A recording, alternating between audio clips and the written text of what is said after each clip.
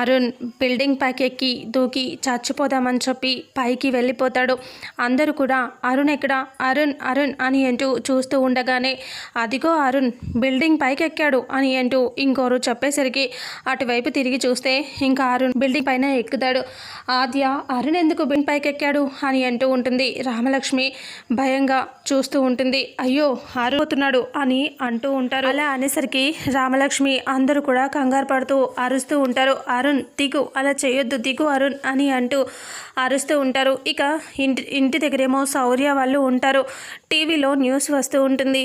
ఇంకా మీడియా వాళ్ళు కాలేజ్ దగ్గరికి వచ్చేసి కాలేజ్లో పేపర్ లీకేజ్ వల్ల ఈరోజు ఒక అబ్బాయి ఆత్మహత్య చేసుకోబోయాడు బిల్డింగ్ పైనుంచి దూకి.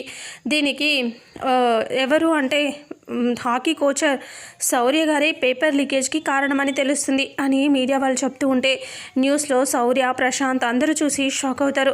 ఏడుస్తూ రామలక్ష్మి ఇంటి దగ్గరికి పరిగెత్తుకొని వచ్చేస్తుంది. ఇంకా అప్పుడే రామని పట్టుకొని రామ ఏంటిది అని శౌర్య కంగారుగా అడుగుతూ ఉంటాడు. అప్పుడే రామలక్ష్మి ఏడుస్తూ కంగారుగా చూస్తూ ఉంటుంది.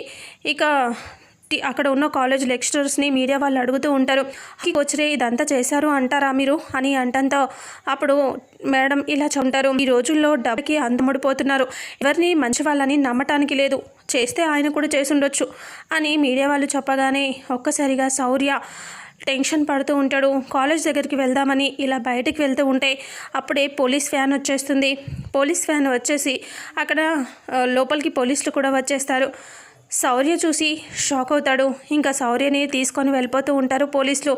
ఇక ప్రశాంత్ వాళ్ళేమో చాలా హ్యాపీగా ఉంటారు. ప్రశాంత్ వాళ్ళు ఇంకా అప్పుడే అస్మిత ఇలా అంటూ ఉంటుంది, అసలు డబ్బుల కోసం ఇదంతా చేసి ఒకరి హత్యకి చనిపోవటానికి కారణమయ్యాడు అని అంటూ ఉంటే రామలక్ష్మి ఏడుస్తూ ఉంటుంది.